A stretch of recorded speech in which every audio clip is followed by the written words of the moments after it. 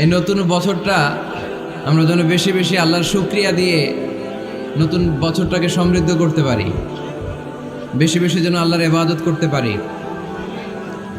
নতুন বছরে আমরা শপথ নেই, আমরা যেন অন্তরে হিংসা লালন না করি, বিদ্বেষ লালন না করি, আমরা নিজেরা যেন কাদা ছোড়াছুরি না করি, আমরা যেন মিলেমিশে একসাথে একাকার হয়ে যাই।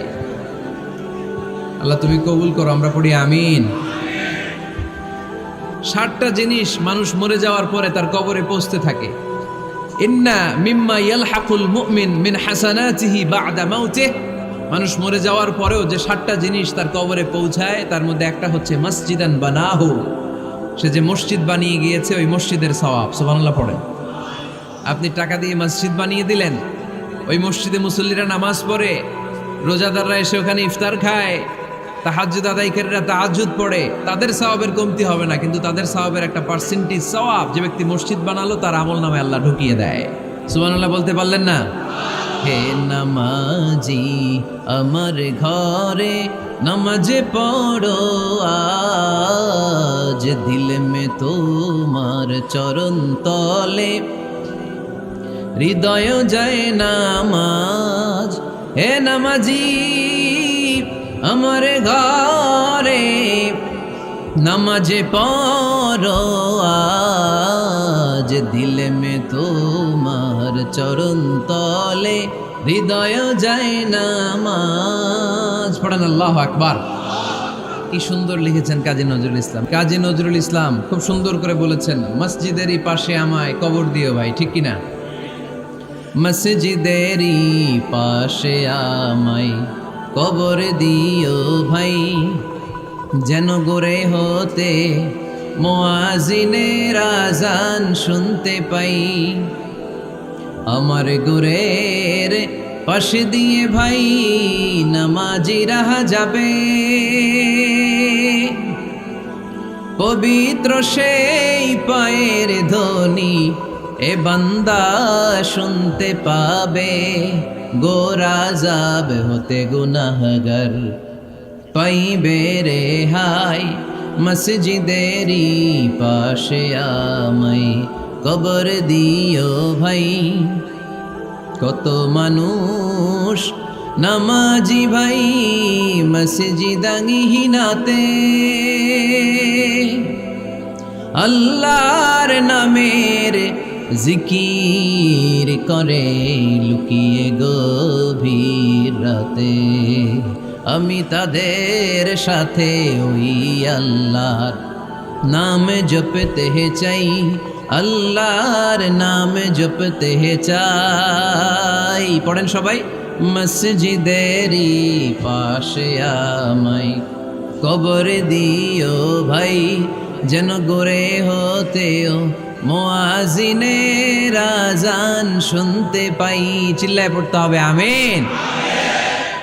কি দরদ ছিল আমাদের জাতীয় কবি কাজী নজরুল ইসলামের, মসজিদের পাশে আল্লাহ তুমি আমার কবর দিও। আল্লাহ এই দোয়াটা কবুল করে নিয়েছে, ঠিক কিনা? ওনার কবরের পাশে মসজিদ আছে না নাই? আছে।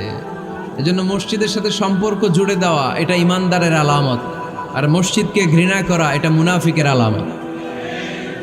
এজন্য আমরা যেন আমাদের হৃদয়টাকে মসজিদের সাথে জুড়ে দেই, মসজিদের সাথে যেন সুসম্পর্ক থাকে। মসজিদ সবার, মসজিদ নিয়ে দলাদলি নাই।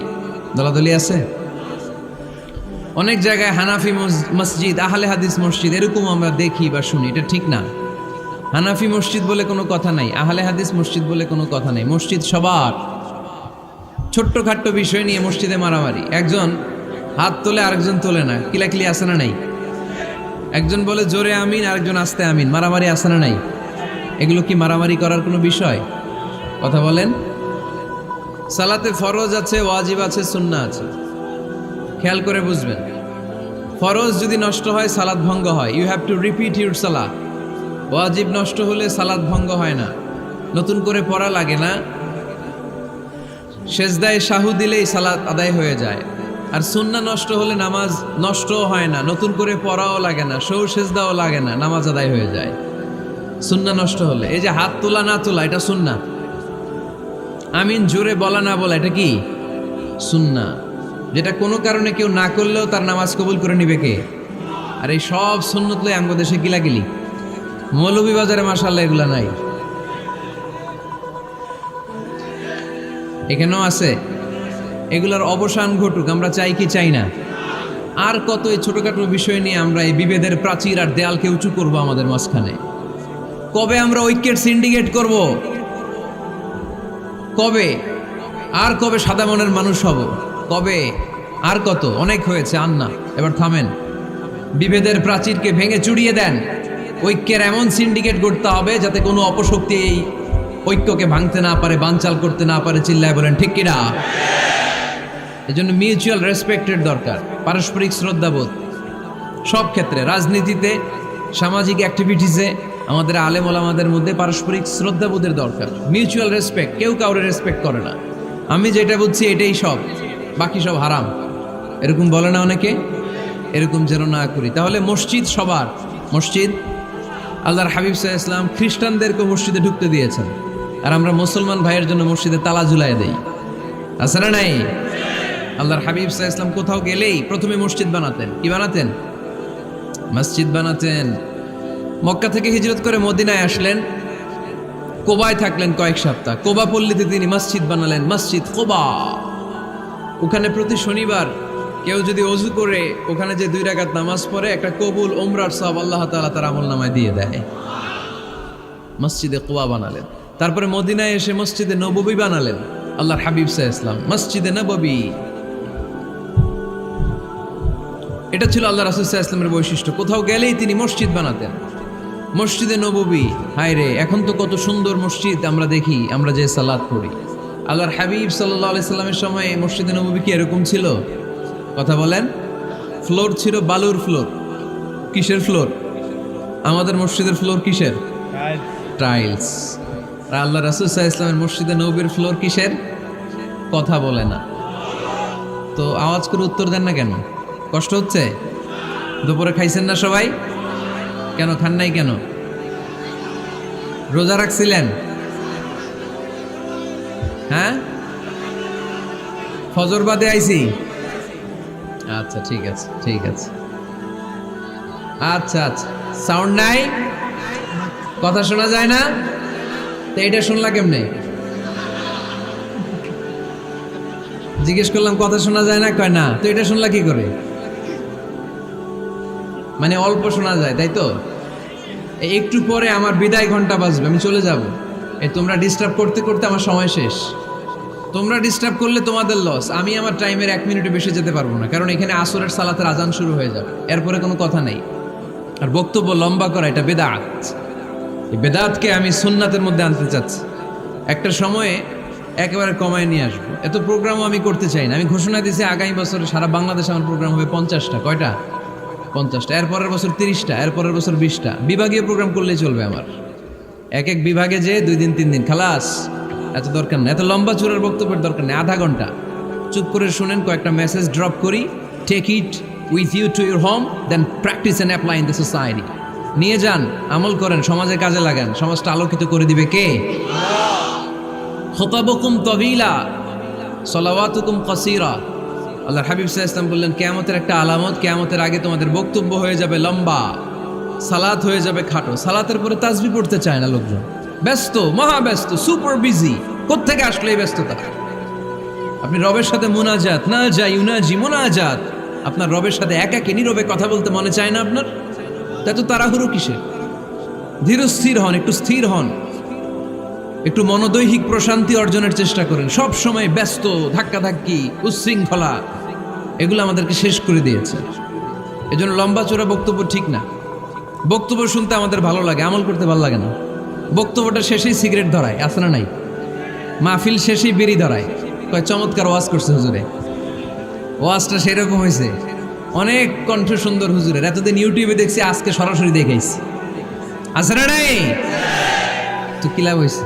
লাভটা হয়েছে কি? এই যে মাহফিল শেষে বিড়িটা ধরাইলেন আর গেলেন, কোনো লাভ হয় নাই। এগুলো থেকে বেরিয়ে আসতে হবে। বছরের পর বছর আমাদেরকে শেখানো হয়েছে একভাবে, কেউ এই পরিবর্তনের আওয়াজ তোলে নাই। আওয়াজ আপনাকে তুলতে হবে। আওয়াজ তোলার জন্য এত মানুষ লাগে না, আপনি একাই যথেষ্ট। আপনি দাঁড়ান না সামনে, দেখবেন আপনার সামনে কেউ টিকে থাকতে পারবে না, ঠিক কিনা? কিন্তু আপনার শক্ত সিদ্ধান্ত লাগবে, পরিবর্তনের জন্য শক্ত মানসিকতা লাগবে যে আমি পরিবর্তন করতে চাই। We have to change. যুগ জামানা পাল্টে দিতে চাই না অনেকজন, এক মানুষই আনতে পারে জাতির জাগরণ।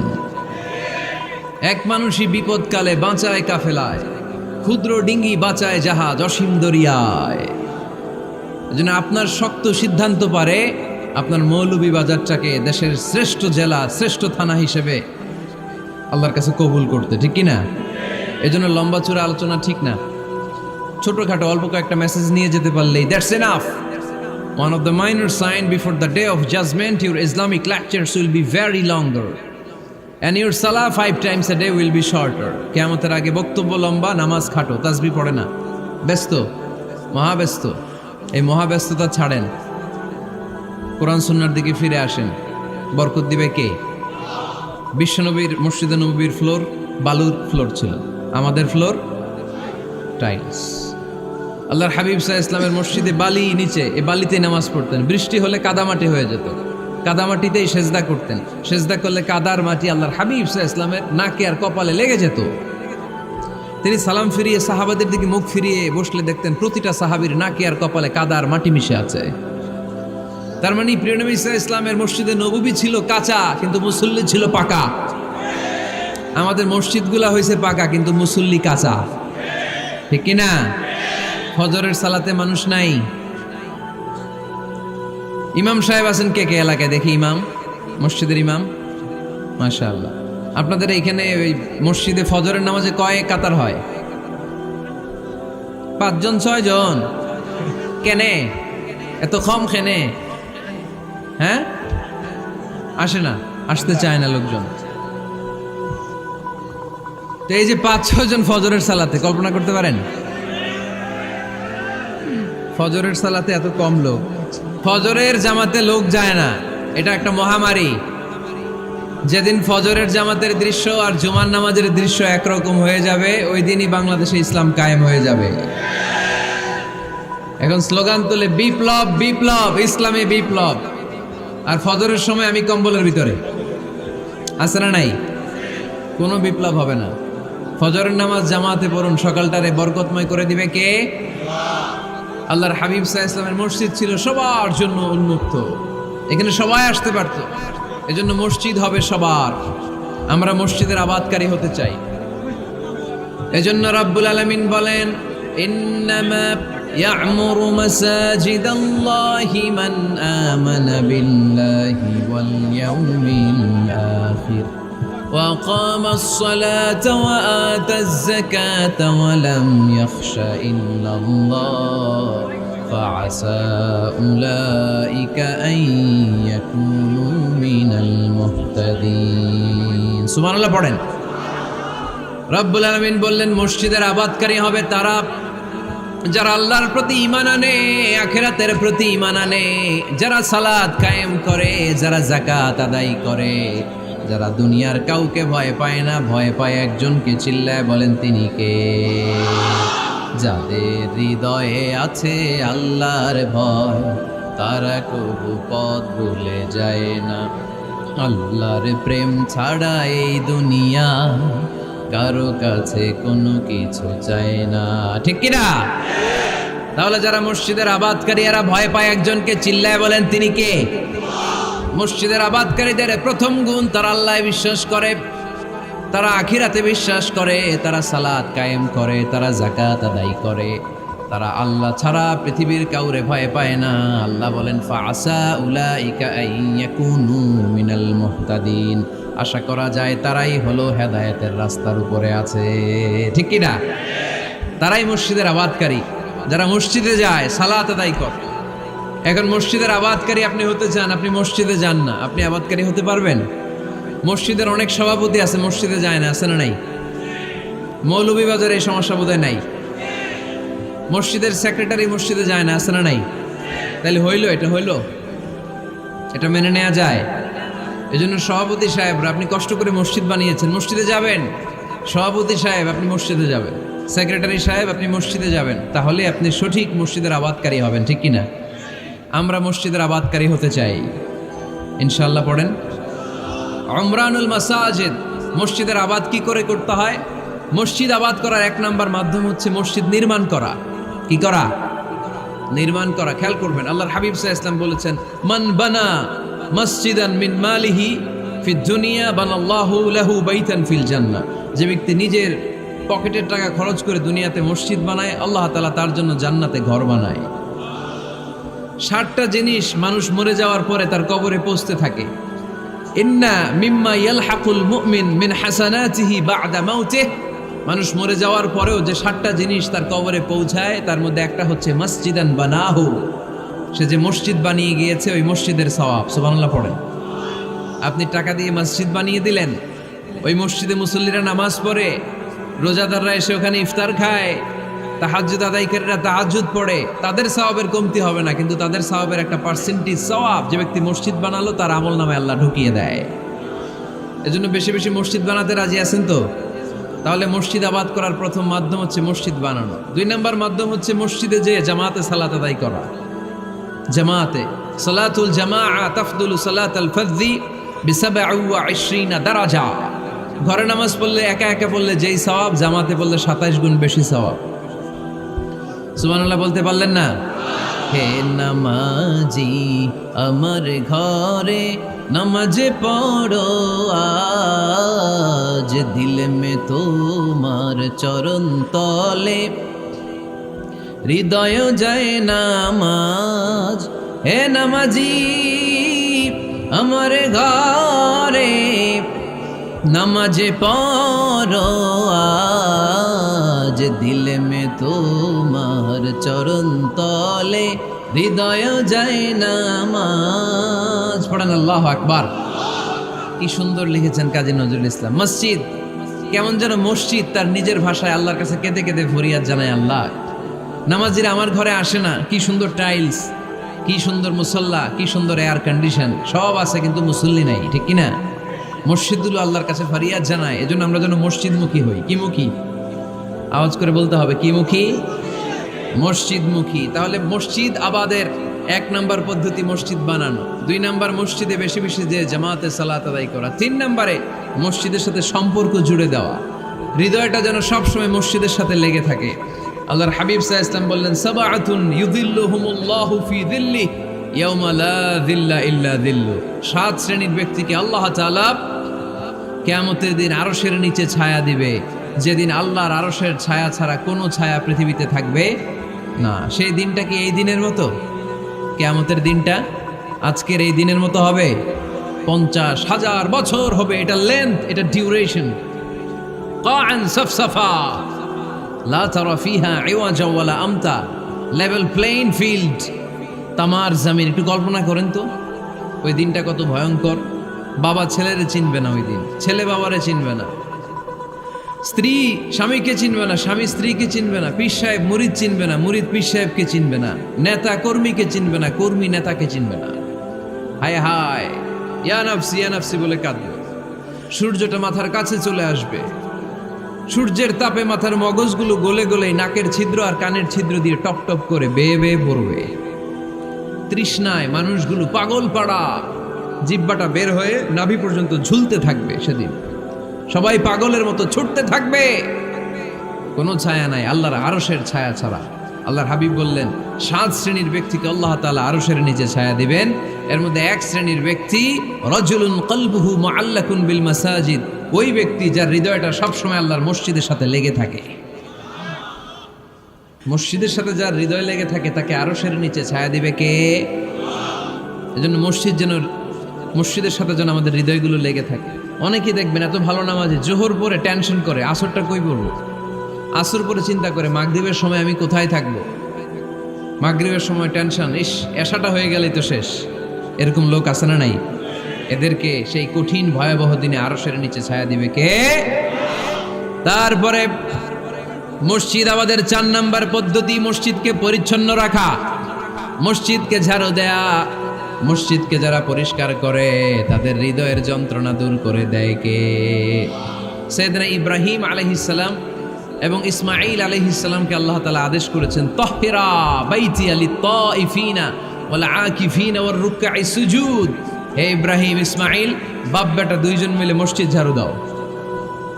কি ঝাড়ু দাও? মসজিদেরি ঝাড়ু বড়দার ও কামারে হাত শোনো আমারে মুনাজাত। পড়েন, শোনো শোনো ইয়া ইলাহি আমারে মুনাজাত, শোনো আমারে মুনাজাত। পড়েন আমিন। মসজিদ ঝাড়ু দেওয়া মসজিদ আবাদের অন্তর্ভুক্ত। আপনারা কেউ কোনোদিন মসজিদ ঝাড়ু দিয়েছেন নাকি? কে কে দিয়েছেন দেখি? সবাই? সবাই মসজিদের খাদেম? মাশাআল্লাহ। আমিও দিছি মসজিদ ঝাড়ু, অনেক দিছি। মাশাআল্লাহ, আল্লাহ তুমি কবুল করো। যাদের হৃদয়ে বড় জ্বালা, ফ্যামিলিতে সুখ নাই, শান্তি নাই, তারা হৃদয়ে প্রশান্তি আনতে চাইলে এতিমখানায় যাবেন, এতিমের মাথায় হাত বুলিয়ে দিবেন, এতিমের মুখে খাবার তুলে দিবেন। আপনার হৃদয়টারে নরম করে দিবে কে? আল্লাহর ঘর মসজিদে যাবেন, নিজ হাতে মসজিদটারে একটু পরিষ্কার করে দিবেন, আপনার জীবনটারে উজালা করে দিবে কে? তাহলে এগুলো করার মাধ্যমে আমরা মসজিদের আবাদ করতে চাই। আমরা মসজিদের আবাদকারী হতে চাই কি চাই না? আল্লাহর ঘর মসজিদ আবাদ করার মতো শ্রেষ্ঠ কাজ পৃথিবীতে হতে পারে না। এই মসজিদের কিছু আদব আছে, আল্লাহ রাসূল সাল্লাল্লাহু আলাইহি ওয়াসাল্লাম বলেছেন এই আদবগুলো মেনটেন করে যেন আল্লাহর ঘর মসজিদের সাথে আমরা ব্যবহার করি। মসজিদের 1 নম্বর আদব হচ্ছে মসজিদে ওযুর সাথে প্রবেশ করা। কিসের সাথে? ওযু করে পরিচ্ছন্ন হয়ে মসজিদে প্রবেশ করা। এজন্য অপবিত্র অবস্থায় গোসল ফরজ, এরকম অবস্থায় মসজিদে ঢোকা যাবে? কথা বলেন, ঢোকা যায়?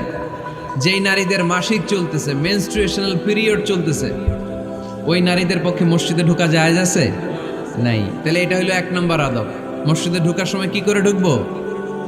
ওযু করে। আওয়াজ করে বলেন, কি করে ঢুকবো? ওযু করে।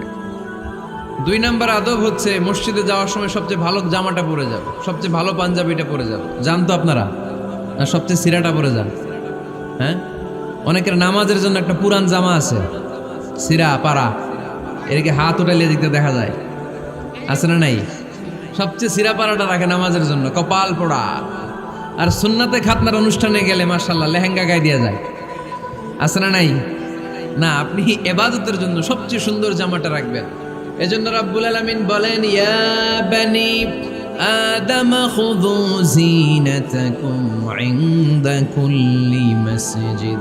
ও বনি আদম, তুমি যখন আল্লাহর ঘর মসজিদে ঢুকবা, ও বনি আদম, তুমি যখন নামাজের মুসল্লায় দাঁড়াবা, তোমার সবচাইতে দামি, সবচাইতে সুন্দর জামাটা গায়ে দিয়ে তুমি নামাজে দাঁড়াও। ঠিক কি না?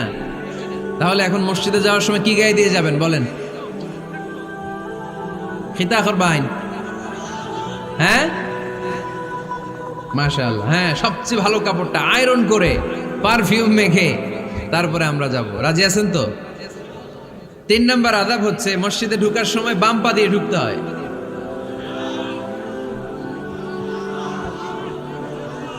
কোন পা? আরো জোরে। এদেরকে গুতা মারা লাগে, নাইলে আওয়াজ বাড়ে না। এরকম ভলিউম টাইট করতে হয়, ভলিউম হাই করলে আর পরে বাড়ে, এমনি বলতে চায় না। আর ঘটনা কি? হ্যাঁ, খায় নাই। বদরের যুদ্ধ হয়েছিল রমাদানে, কোনো সাহাবী খায় নাই, না খাইয়ে একেবারে সাইজ করে দিছে কাফেরদেরকে। আমরা না খেলেও আমাদের হৃদয়ে ইমানি শক্তি আছে না নেই? এই তো বোঝা যাচ্ছে ইমানি শক্তি আছে। এতক্ষণ আছিল কই? তো মসজিদে ঢোকার সময় কোন পা দিয়ে? এগুলো মনে থাকে আমাদের? ভুলা যাই আমরা, খেয়াল থাকে না তো এগুলা? এত কিছু মনের মধ্যে রাখলে এগুলো মনে থাকবে কেমনে? মসজিদে ঢোকার সময় কোন পা? আরো জোরে। বেরোয়ার সময় কোন পা? মনে থাকবে? মসজিদে যখন ঢুকবেন ডান পা দিয়ে ঢুকবেন, আর দোয়া পড়বেন, আউযু বিল্লাহিল আযীম ওয়া বিওয়াজহিল কারীম ওয়া সুলতানিহিল কদীম মিনাশ শাইতানির রাজীম। বিষ্ণু সাল্লাল্লাহু আলাইহি ওয়াসাল্লাম বললেন, যে ব্যক্তি মসজিদে ঢোকার সময় এই দোয়াটা পড়বে, শয়তান আফসোস শুরু করে। সে বলে, হায় হায়, আজকের দিনের জন্য, সারা দিনের জন্য তো তুই আমার ওয়াসওয়াসা থেকে বেঁচে গেলি। আজকের সারা দিনের জন্য তোরে আমি হারালাম, আজকের সারাটা দিন আল্লাহর পক্ষ থেকে প্রোটেকশন নিয়ে তুই বেঁচে গেলি। আজকের জন্য যা, কালকে তোরে আমি ধরবো। এজন্য এই দোয়াটা পড়ার দরকার আছে না? আউযু বিল্লাহিল আযীম ওয়া বিওয়াজহিল কারীম ওয়া সুলতানিহিল কাদীম মিনাশ শাইতানির রাজীম। 4টা বাক্যের দোয়া মুখস্থ করতে কষ্ট হলে যে ইউটিউবে চলে যাবে আজকেই, ওখান থেকে শুনে আপনারা মুখস্থ করে নেবেন, এই দোয়াটা পড়বেন, তাহলে ওই দিনের জন্য শয়তানের ওয়াসওয়াসা, টেম্পটেশন, প্রভোকেশন থেকে আপনি আল্লাহ তাআলার প্রোটেকশনে চলে গেলেন। সুবহানাল্লাহ পড়েন। তারপর আল্লাহর হাবিব বললেন, ঢোকার আগে আমারে সালাম দাও। পড়বেন, আসসালামু আলাইকা আইয়ুহান নাবিয়্যু ওয়া রাহমাতুল্লাহি ওয়া বারাকাত। এই 2টা জিনিস যখন করে ফেললেন, তখন ডান পা দিয়ে পড়বেন, আল্লাহুম্মা আফতাহ লি আবওয়াবা রাহমাতিক। সুবহানাল্লাহ পড়েন। আল্লাহুম্মা আফতাহ লি, ও আল্লাহ আমার জন্য তুমি খুলে দাও আবওয়াবা রাহমাতিক, তোমার রহমতের দরজা। তার মানে মসজিদে ঢুকলে রহমত পাওয়া যায় কি যায় না? মসজিদে ঢুকলে পাওয়া যায় রহমত, মসজিদের বাইরে রহমতের কথা আল্লাহ বলে নাই। মসজিদের ভিতরে রহমত। কোথায় রহমত? কোথায়? মসজিদের ভিতরে রহমত আছে না? তার প্রমাণ, মসজিদে ঢুকলেই শান্তি লাগে কেমন জানি, আর ঘুমে ধরে। মসজিদে ঘুমাইছেন কারা কারা দেখি? সবাই ঘুমাইছেন? আরে আমি কত ঘুমাইছি। জুমার নামাজের সময় যে কি ঘুম আসে, আসে আসে কমন পড়ছে, একেবারে কমন পড়ে গেছে। ঘুম আসে কারণ রহমত, রহমতের ঝিরি ঝিরি বাড়িধারা আল্লাহ তাআলা আরশের উপর থেকে নাজিল করতে থাকে, আর এই রহমতের কারণে হৃদয়টা প্রশান্ত হয়ে যায়, অনেকের ঘুমও চলে আসে, ঠিক কি না? এজন্য আল্লাহুম্মা আফতাহ লি আবওয়াবা রাহমাতিক, ও আল্লাহ তোমার রহমতের দরজাগুলো আমার জন্য খুলে দাও। এই দোয়া পড়লে রহমতের দরজা খুলে দেয় কে? আবার মসজিদ থেকে যখন বের হবেন তখন কোন পা দিয়ে? জোরে বলেন। বাম পা দিয়ে কি পড়বেন? আল্লাহুম্মা ইন্নী আসআলুকা মিন ফাদলিক, ও আল্লাহ তোমার কাছে আমি তোমার পক্ষ থেকে ফদল চাই, মানে রিজিক চাই। রিজিক দেওয়ার মালিক কে? তার মানে খুব সোজা সাপটা কথা হচ্ছে, মসজিদের ভিতরে পাওয়া যায় রহমত, আর বাইরে পাওয়া যায় ফদল বা রিজিক। বাইরে পাওয়া যায় কি? রিজিক। মসজিদের ভিতরে রিজিক আছে। তার মানে সারাদিন মসজিদে বসে থাকলে রিজিক মিলবে? নামাজের সময় নামাজ পড়তে হবে, কাজের সময় কাজ করতে হবে, এটাই হচ্ছে ইসলামের বিধান। নামাজের সময় নামাজ, কাজের সময়। আমি প্রশ্ন করবো, আওয়াজ করে উত্তর দেন। নামাজের সময়, কাজের সময়, নামাজের সময়, কাজের সময়, এটা মনে থাকবে। এজন্য আল্লাহ বললেন, ফাইদা কুদিয়াতিস সালাতু ফান্তাশিরু ফিল আরদি ওয়াবতাগু মিন ফাদলিল্লাহ। যখন তোমাদের সালাত শেষ হয়ে যায়, আল্লাহর রিজিক অন্বেষণের জন্য আল্লাহর জমিনে তোমরা ছড়িয়ে যাও। নামাজের সময় আসবেন, নামাজ শেষ বের হয়ে যান। ফান্তাশিরু ফিল আরদ, জমিনে ছড়িয়ে পড়ো। নামাজ শেষ, চেয়ারম্যান সাহেব চলে যাবে ইউনিয়ন পরিষদের ভেতরে, ছাত্ররা চলে যাবে হাই স্কুলে, মেম্বার অফ দ্য পার্লামেন্ট চলে যাবে সংসদে, সেনাবাহিনীর লোকেরা চলে যাবে ক্যান্টনমেন্টে, ব্যবসায়ীরা চলে যাবে তাদের বাজারে, সিএনজি ওয়ালারা সিএনজি নিয়ে ব্যবসা শুরু করবে, রাস্তায় নেমে যাবে, চিল্লায় বলেন ঠিক কিনা? এটাই ইসলামের বিধান। নামাজের সময় নামাজ, কাজের সময়। আচ্ছা, তাহলে প্রথম সুন্নাত পেলাম, পবিত্র হয়ে ঢুকবো, ভালো জামা পরে ঢুকবো 2 নাম্বার। 3 নাম্বার, ঢোকার সময় কোন পা? বের হওয়ার সময়। 4 নাম্বার, মসজিদে ঢুকেই 2 রাকাত। মসজিদে ঢুকে কয় রাকাত পড়েন আপনারা? তাহিয়াতুল মসজিদ। মসজিদে আপনি ওয়েলকাম জানাবেন, ঢুকেই 2 রাকাত পড়বেন, ওযু করলেই 2 রাকাত। আল্লাহর হাবিব সাল্লাল্লাহু আলাইহি ওয়াসাল্লাম মসজিদে নববীতে জুমার খুতবা দিচ্ছেন। খুতবা চলাকালীন সময়ে এক সাহাবী এসে মসজিদের মধ্যে বসে পড়লেন। আল্লাহর হাবিব সাল্লাল্লাহু আলাইহি ওয়াসাল্লাম সাহাবীরে বললেন, দাঁড়াও। সাহাবী দাঁড়ালেন। আল্লাহর নবী জিজ্ঞেস করলেন, কেন বসে বললা? 2 রাকাত পড়ছো নাকি? সাহাবী বলে, পড়ি নাই। বিশ্বনবী বললেন, তাহলে তাড়াতাড়ি 2 রাকাত নামাজ পড়ে বসে যাও। সুবহানাল্লাহ পড়ো। 2 রাকাত পড়ো নাই তো পড়ো, দাঁড়াও, তারপরে বসো। দেখেন, খুতবা চলাকালীন সময়ে আমাদের খতিবরা কখনো খুতবা থামায়? কথা বুঝেন নাই? জুমার খুতবা আপনারা শুনেন না? খুতবা চলতেছে, ওই মুহূর্তে ইমাম সাহেবরা কখনো খুতবা থামায়? মাঝখানে কোনো ঝামেলা হলে থামায় না। প্রথম খুতবা শেষ, বসে, তারপরে দ্বিতীয় খুতবা। খুতবার মাঝখানে কোনো থামাথামি নাই। কিন্তু আল্লাহর হাবিব সাল্লাল্লাহু আলাইহি সাল্লাম কেমন খতিব ছিলেন দেখেন। আল্লাহর হাবিব সাল্লাল্লাহু আলাইহি সাল্লামের খুতবা দেওয়ার স্টাইল অ্যান্ড অ্যাটিটিউড এবং আমাদের খুতবা দেওয়ার স্টাইল অ্যান্ড অ্যাটিটিউড আল্লাহ রাসূল সাল্লাল্লাহু আলাইহি ওয়াসাল্লামেরটা কত প্রাণবন্ত ছিল। আল্লাহ রাসূল সাল্লাল্লাহু আলাইহি ওয়াসাল্লাম সোসাইটি ওরিয়েন্টেড একজন পার্সোনালিটি ছিলেন, সমাজের মানুষ কেন্দ্রিক, খুব সামাজিক ছিলেন আল্লাহ রাসূল সাল্লাল্লাহু আলাইহি ওয়াসাল্লাম। তিনি দেখলেন একজন বসে পড়ছে, উনি খুতবা থামায় দিলেন, জুমার খুতবা থামায় বললেন, এই নামাজ পড়ছো না, পড়ো 2 রাকাত পড়ো। আবার খুতবা শুরু করলেন, সুবহানাল্লাহ পড়বেন না? একবার তিনি খুতবা দিচ্ছেন, দেখলেন আল্লাহ রাসূল সাল্লাল্লাহু আলাইহি ওয়াসাল্লামের 2 জন নাতি হাসান আর হুসাইন রাদিয়াল্লাহু তাআলা আনহুমা, ছোট্ট মানুষ, কাতারের ভিতরে ঢুকে কোন সাহাবী টুপি টান দেয়, কারো পাগড়ি ধরে টান দেয়, একজন এদিকে দৌড় দেয়, আরেকজন ওদিকে দৌড় দেয়, মসজিদে একটা ডিস্টার্ব হচ্ছে। আল্লাহর হাবিব সাল্লাল্লাহু আলাইহি ওয়াসাল্লাম খুতবা থামিয়ে দিলেন, মিম্বার থেকে নেমে আসলেন, 2 নাতিকে 2 হাতে ধরলেন, ধরে আস্তে করে জান্নাতের এই 2 সর্দারকে নিয়ে মিম্বারের উপরে দাঁড়ালেন, এই হাতে এই নাতি, ওই হাতে আরেক নাতি। এরপর দাঁড়িয়ে দাঁড়িয়ে তিনি বাকি খুতবা দিলেন, পড়েন সুবহানাল্লাহ। কত প্রাণবন্ত খুতবা! উনিও খুতবা দিতেন, আমরাও খুতবা দেই।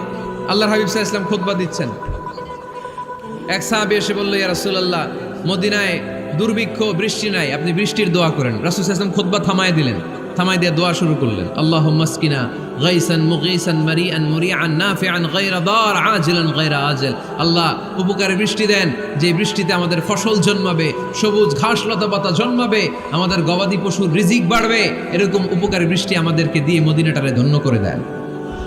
বৃষ্টি শুরু হলো, জুমাবার বৃষ্টি, শনি রবি সোম মঙ্গল বুধ বৃহস্পতি শুক্র, টানা 7 দিন বৃষ্টি। এবার বৃষ্টির চোটে মদিনায় বন্যা হয়ে গেছে। এতদিনে দুর্ভিক্ষ, এতদিনে কি, এখন বৃষ্টির বরকতের দোয়া করছে, বৃষ্টিতে এবার বন্যা।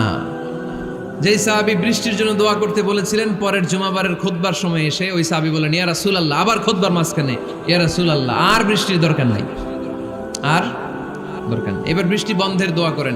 আল্লাহর হাবিব সাল্লাল্লাহু আলাইহি ওয়াসাল্লাম খুতবা থামিয়ে আবার বন্ধের দোয়া, আল্লাহুম্মা হাওয়ালাইনা ওয়ালা আলাইনা, হে আল্লাহ আমাদের চারিদিকে দেন, মদিনাতে আর বৃষ্টির দরকার নাই। চিল্লায় পড়েন সুবহানাল্লাহ। এজন্য খতিব হবে এরকম প্রাণবন্ত খতিব। সমাজে কি চলে, কি ক্রাইসিস, কি সংকট, ইয়াংরা কোন সমস্যায় ভোগে, আমাদের রাজনৈতিক অঙ্গনে কি সমস্যা, আমাদের অর্থনৈতিক অঙ্গনে কি সমস্যা, আমাদের সামাজিক অঙ্গনে কি সমস্যা, আমাদের পরিবারগুলোর ভেতরে কি ঝামেলা, প্রত্যেকটা কথা মসজিদের মিম্বার থেকে আসার দরকার আছে না নাই? আল্লাহর হাবিব সাল্লাল্লাহু আলাইহি ওয়াসাল্লাম এভাবেই সমাজকে ঠিক করে দিতেন। 2 রাকাত মসজিদে ঢুকে আজকে থেকে আমরা পড়ব। মসজিদে ঢুকলেই কয় রাকাত মনে থাকবে না ভুলে যাবেন? তারপরে আল্লাহর হাবিব সাল্লাল্লাহু আলাইহি ওয়াসাল্লাম বলেছেন, খবরদার কবরের উপর মসজিদ বানিও না।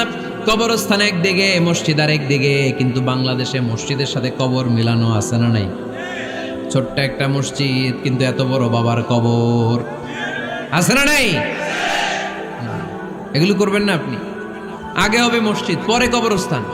যেমন মসজিদে নববী হয়েছে আগে, তারপরে বিশ্বনবীর কবর এখানে আছে না নাই? মসজিদে নববী প্রতিষ্ঠিত হয়েছে আগে, পরে বাকি কবরস্থান আছে না নাই? কিন্তু কোন আল্লাহর ওলির কবরস্থানের উপরে যদি মসজিদ বানান, তার উপর লানাত দিয়েছে কে? লানা রাসূলুল্লাহ আলাল ইয়াহুদ ওয়ান নাসারা ইত্তাখাযু কুবুর আমবিয়াইহিম মাসাজিদা। আল্লাহর রাসূলের লানত ইহুদি নাসারাদের উপর, কারণ ইহুদি আর নাসারাদের একটা খাসলাত, একটা বৈশিষ্ট্য ছিল, তারা তাদের নবীদের কবরের উপরে মসজিদ বানায় ফেলত। এটা করা যাবে? এজন্য এলাকায় এলাকায় এই ঝামেলা, কবর আর মসজিদ হবে আলাদা। আবার মসজিদের কেবলার দিকে যেন কবরস্থান না হয়, তাহলে শিরক হওয়ার সম্ভাবনা আছে না নাই? খুব সাবধান, আল্লাহ সব মাফ করে কিন্তু শিরক মাফ করে না, ঠিক কি না? শিরক হচ্ছে মহাপাপ, সব পাপের বাপ। এজন্য আমরা সব করলেও শিরকের গুনাহ মুসলমান কখনো করতে পারে। এরপর আল্লাহর হাবিব বললেন, মসজিদকে পরিষ্কার পরিচ্ছন্ন রাখো, এটাও মসজিদের আদাব। মসজিদে আতর লাগিয়ে দেন, বাখুর জ্বালিয়ে দেন। আপনাদের এই এলাকার মধ্যে তো বাখুরের অভাব নাই, আগরের অভাব নাই, ঠিক কিনা? গতকাল প্রোগ্রাম ছিল কই? সুজানগর, আগরের রাজধানী। আগর চিনেননি আপনারা? হ্যাঁ, এই যে দেহনেল উদ পারফিউম, আপনাদের এই যে মাহাতাব সাহেবের আল হারামাইন, এরপরে যে আজমল কোম্পানি, এও আপনাদের এই মৌলভীবাজার এলাকার। এরকম অনেক কোম্পানি আছে দুবাই ভিত্তিক, গোটা বিশ্বে ওনারা ব্র্যান্ডিং করেছে। এগুলোর র ম্যাটেরিয়াল, কাঁচামাল যায় হচ্ছে আপনাদের মৌলভীবাজার থেকে। সম্মানিত ভাইয়েরা, মসজিদ পরিষ্কার পরিচ্ছন্ন রাখবেন, এই বাখুর জ্বালাবেন, দেহনেল উদ, এই পারফিউমগুলো ছড়িয়ে দিবেন। মসজিদের মধ্যে অনেক মসজিদে দুর্গন্ধ আছে না নাই? এই কার্পেটের মধ্যে ময়লা, পরিষ্কার করেন। আল্লাহর হাবিব সাল্লাল্লাহু আলাইহি ওয়াসাল্লাম বলেছেন, খবরদার। আম্মা জান আয়েশা বর্ণনা করেন, আমার রাসূলুল্লাহ সাল্লাল্লাহু আলাইহি ওয়াসাল্লাম বিবিনাইল মসজিদ ফি দুয়ার, ওয়া আন তুতাইয়াবা ওয়া তুনাজ্জাফ, আমরা যেন এলাকা এলাকায় মসজিদ বানাই, মসজিদগুলোকে যেন পারফিউম দিয়ে আতর দিয়ে সুগন্ধময় করে দেয়। বিষ্ণুনবী আদেশ করেছেন, সুবহানাল্লাহ পড়ো। এজন্য কোনো অপরিচ্ছন্ন মসজিদ থাকতে পারবে না। মসজিদের পাশ দিয়ে গেলে আতরের ঘ্রাণে আমোদ হয়ে লোকজন যেন বুঝতে পারে এটা আল্লাহর ঘর, মসজিদ। চিল্লায় বলেন ঠিক কি না? এরপর আল্লাহর হাবিব সাল্লাল্লাহু আলাইহি ওয়াসাল্লাম বলেছেন, মসজিদের আরেকটা আদব হলো মসজিদকে অতিমাত্রায় ডিজাইন না করা। বেশি ডিজাইন করা যাবে না। এমন ডিজাইন করা যাবে না যে এটা মসজিদ বোঝাই যায় না। এত লাইটিং ফাইটিং করে, এটা কি মসজিদ না কমিউনিটি সেন্টার বোঝাই যায় না। আছে না নাই? আছে। এরকম যেন আমরা না করি সম্মানিত ভাইরা। বিশেষ করে মসজিদের সামনের দেয়ালে। কোন দেয়ালে? সামনের দেয়ালটা কেবলার দিকে যেই দেয়াল, এই দেয়ালটা হতে হবে ফ্রেশ, যাতে করে মানুষের দৃষ্টি আকর্ষণ না করে। প্রায় মসজিদের দেয়ালের মাঝখানে দেখবেন আপনি ক্যালেন্ডার ঝুলায় রাখে, আছে না নাই? মৌলভীবাজারের কি অবস্থা? খিতা খবর আছে? তো এই যে ক্যালেন্ডার ঝুলায় রাখে, ওইখানে দেখবেন বিভিন্ন মসজিদের ছবি, এতিমখানার ছবি, মানুষের ছবি।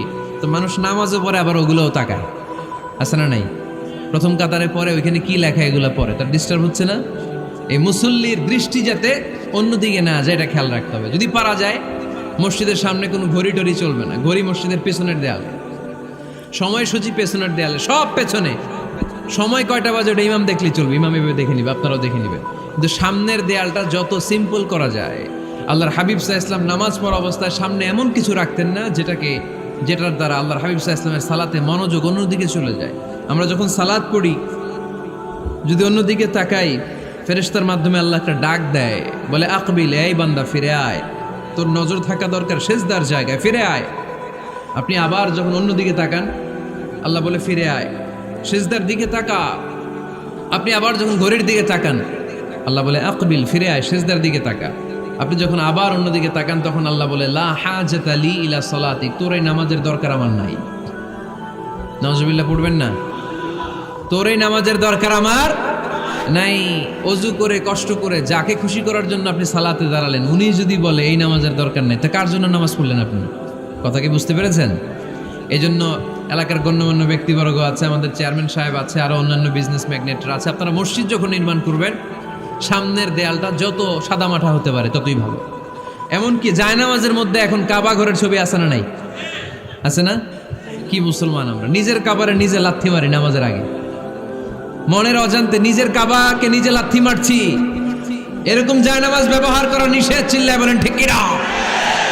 সাদা ফ্রেশ জায়নামাজ বাজারজাত করেন। আপনাদের সিদ্ধান্তই ওনাদের ব্যবসা বয়কট হয়ে যাবে। আপনারা যদি এখন থেকে মসজিদের মিনারা আর কাবা ঘরের যে প্রতিকৃতি বা ছবি, এরকম ছবি সম্বলিত জায়নামাজ কিনা বন্ধ করে দেন, এদের মার্কেট থাকবে? কথা বলেন। কালকে থেকে আমরা জায়নামাজ কেনার সময় ফ্রেশ জায়নামাজ কিনব। কোনো মসজিদ, কোনো মিনার, আমাদের কাবা ঘরের ছবি সম্বলিত কোনো জায়নামাজ কিনা যাবে? আওয়াজ করে বলেন, যাবে? যাবে না। এগুলো হচ্ছে মসজিদের আদাব। এগুলো রক্ষা করে মসজিদে ঢোকার দরকার আছে না নাই? পৃথিবীতে 3টা মসজিদ সবচাইতে শ্রেষ্ঠ মসজিদ। কয়টা? আওয়াজ করে বলেন না। 1 নাম্বার মসজিদুল হারাম, ফাওয়াল্লু উজুহাকুম শাতরা। যেখানেই তোমরা নামাজ পড়ো না কেন, মসজিদের হারামের দিকে হয়ে নামাজ পড়ো। কেবলা কোন দিকে আজকে? এদিকে, এইদিকে কেবলা। আমি যদি এদিকে হয়ে পড়ি, নামাজ হবে না? হবে না কেন? কারণ কেবলামুখী হয়ে নামাজ পড়া ফরজ। চিল্লায় বলেন ঠিক কিনা? মসজিদুল হারাম পৃথিবীর প্রথম মসজিদ। ওখানে একটা ঘর আছে, ঘরটার নাম হলো কাবা। ইন্না আউওয়ালা বাইতিন উদিআ লিন-নাসি লাল্লাযী বিবাক্কাতা মুবারাকা।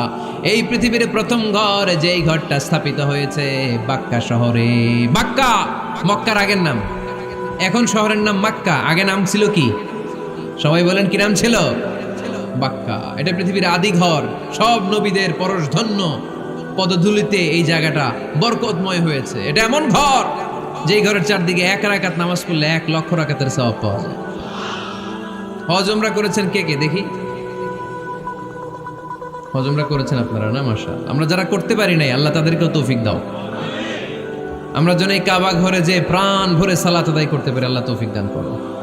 আমরা যেন মসজিদে নববীতে যে প্রাণ ভরে সালাত পড়তে পারি, তৌফিক দান করো। আল্লাহর হাবিব সাল্লাল্লাহু আলাইহি ইসলামের কবরের সামনে দাঁড়িয়ে যেন আমরা প্রাণ খুলে মন প্রাণ উজাড় করে বিশ্বনবী সাল্লাল্লাহু আলাইহি ইসলামকে সালাম দিতে পারি। আল্লাহ তৌফিক দান করো। এই কাবা ঘরকে কেন্দ্র করে প্রতিদিন 100টা রহমত নাজিল হয়। আওয়াজ করে বলেন কয়টা?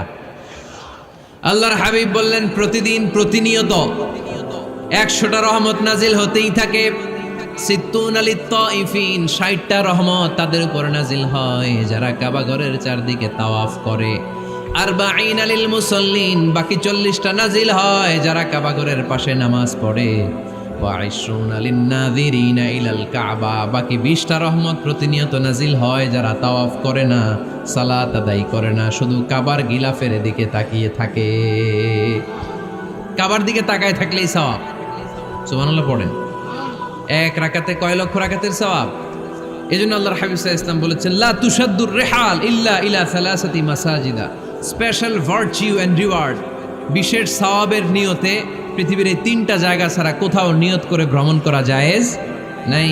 এক হচ্ছে মসজিদুল হারাম, 2 হচ্ছে মসজিদ নববী, 3 হচ্ছে মসজিদুল আকসা। এই 3টা মসজিদ ছাড়া পৃথিবীর কোনো মসজিদে নিয়ত করে সফর করা যাবে না, বিশেষ নিয়তে সফর করা যাবে না। যে আমি যদি এই মৌলভীবাজারের জামে মসজিদে যাই বেশি সওয়াব পাওয়া যাবে, এই নিয়তে সফর করা যাবে না। বেশি সওয়াব শুধু এই 3 মসজিদে। মসজিদুল হারামে 1 রাকাতে কত রাকাতের সওয়াব? কথা কয় না, বুঝে নাই বোধহয়। কয় লক্ষ? আর মসজিদে নববীতে 1 রাকাতে 1000 রাকাতের সওয়াব। আরেক বর্ণনায় আছে 50,000, বর্ণনাটা দুর্বল। সহিহ বর্ণনায় এসেছে 1 রাকাতে 1000 রাকাতের সওয়াব। মসজিদুল আকসায় সালাত পড়লে 1 রাকাতে, এক বর্ণনায় এসেছে 250 রাকাতের সওয়াব, আরেক বর্ণনায় এসেছে 500 রাকাতের সওয়াব। এই 3টা মসজিদ ছাড়া যে নামাজ পড়লে বেশি সওয়াব হবে, এই নিয়তে সফর করা যাবে? চিল্লায় বলেন যাবে। তবে মসজিদটা দর্শন করার জন্য যেতে পারবে। মসজিদটা দেখতে কেমন, এটার ক্যালিওগ্রাফিক্যাল ডিজাইন কেমন, এটার আর্কিটেকচারাল ডিজাইন কেমন, এটার দৃষ্টিনন্দন সৌন্দর্য কেমন, মসজিদটা দেখতে কেমন, দেখতে যেতে পারবেন। কিন্তু বিশেষ সওয়াব রিওয়ার্ড এই 3টা মসজিদ ছাড়া অন্য কোনো মসজিদের জন্য হবে না। এই মসজিদ হচ্ছে আমাদের সামাজিক ঐক্যের কেন্দ্রবিন্দু, এটা হচ্ছে আমাদের কমিউনিটি সেন্টার। আমরা শুধু নামাজের জন্য মসজিদকে ইউজ করি, এছাড়া আরো অনেক ইউসেজ আছে মসজিদের। খেয়াল রাখবেন, আমাদের মুসলমানদের মসজিদ হিন্দুদের মন্দিরের মতো নয়। কোথায় আজান হয়েছে? শেষ করে দিব না? সুবহানাকাল্লাহুম্মা ওয়া বিহামদিকা আশহাদু আল্লা ইলাহা ইল্লা আনতা আস্তাগফিরুকা ওয়া আতুবু